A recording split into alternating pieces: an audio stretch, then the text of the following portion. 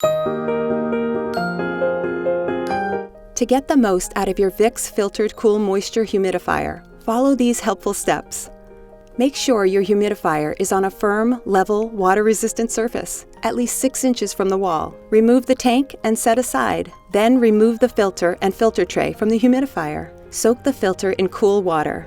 Do not wring the filter. Fold the filter flat and insert back into the filter tray. Place both the filter and filter tray back into the humidifier. To fill the water tank, turn it upside down and remove the tank cap by turning it counterclockwise. And fill the tank with cool tap water. Replace the tank cap and tighten by turning clockwise. Place the tank back onto the humidifier. With the power switch in the off position, plug the filled humidifier into the wall outlet. To use with Vicks VapoPads, use the dual scent pad door and insert the VapoPads. Your ideal humidity level should be between 40 and 60%.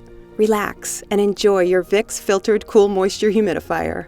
For more information or to purchase accessories, visit VicksHumidifiers.com.